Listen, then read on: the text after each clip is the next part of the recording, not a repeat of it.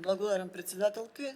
Колега Мециновик, тоа всушност сакам и да го кажам, дека треба да се направи и има огромна разлика помеѓу хотели со казина и обложувалници или автомат клубови. Како заинтересиран пратеник доаѓам од Гевгелија, каде има најмногу хотели со казина, и присуствував на јавната расправа која се одржа на 19.6.2026 година и внимателно ги слушав сите заинтересирани страни.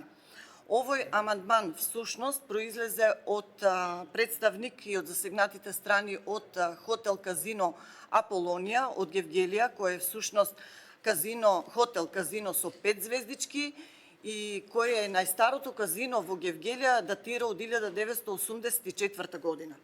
Јавноста сакам да знае и треба да знае дека овој амандман ќе ги заштити не само вработените во Аполонија казино, кој број изнесува околу 200 вработени, туку и над 1000 вработени во сите овие хотели со казина кои работат во Република Македонија.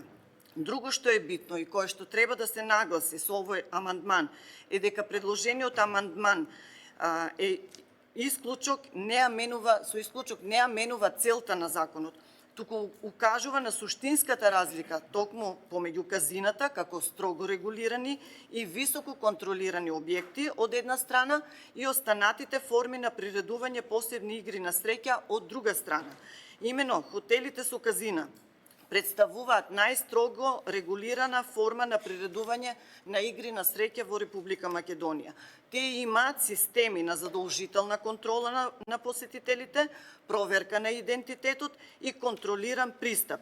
Тие се единствени објекти законски обврзани да го потврдат, регистрираат и фотографираат секој посетител при влегување со приложување на важечка лична карта или пасош.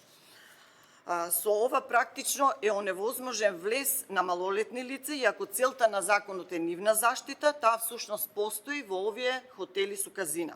Ваквото решение истовремено ќе овозможи не само заштита, како што реков на почетокот, на над 1000 вработени, туку и заштита на инвестициите во високо категоризираниот туризам, ќе придонесе за развој на туристичката понуда, како и задржување на високи стандарди за контрола и заштита на малолетните лица од учество во игрите на среќа. Во Гевгелија постои не само Аполонија казино, тука се и уште два големи хотели со казина, тоа се Фламинго и Принцес хотел со казино, кои навистина работат исклучиво, контролирано и во никој случај нема пристап малолетни лица.